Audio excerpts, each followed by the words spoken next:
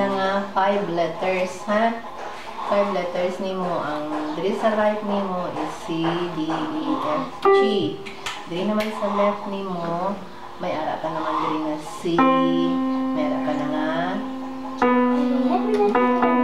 B, o meaning, kompleto na ka.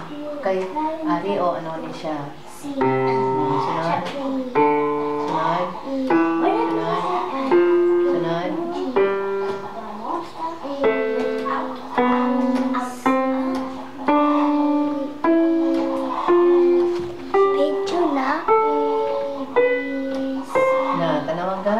Kompleto na, ha? So, magsiling ako diri nga, ano ni siya? Ano ni siya? B. Na, balaan mo na, bisan right pa ang mag-play, balaan mo na nga, ano ni siya? B. A. A.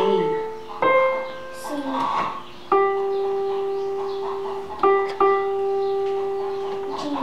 G. Tandaan mo kita ang G, ha? Okay.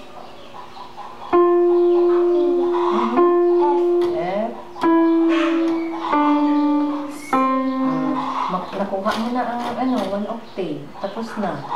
O, sige daw ulit na, ha?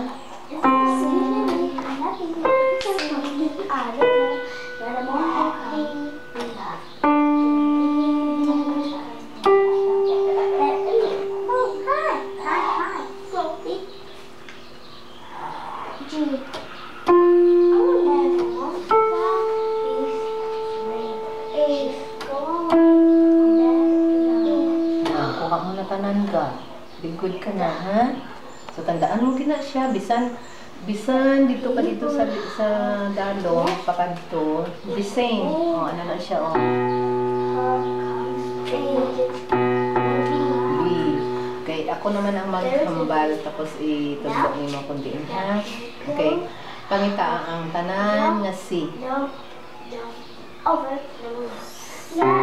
pagi. Din ka. Din ka. Okay. Ang tanan naman nga F. F.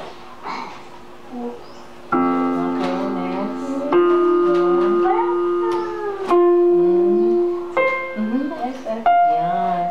Ang tanan naman nga A. As in apple. A. A. Yan.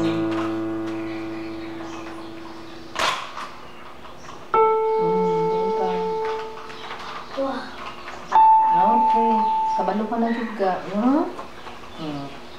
Ang imong pang-recital. Kasi i-kuha ninyo ini, i-perform ninyo ini, naala sila ni mama mo nagatanaw sa iyo. Sige na. Nawala na gamali, ha?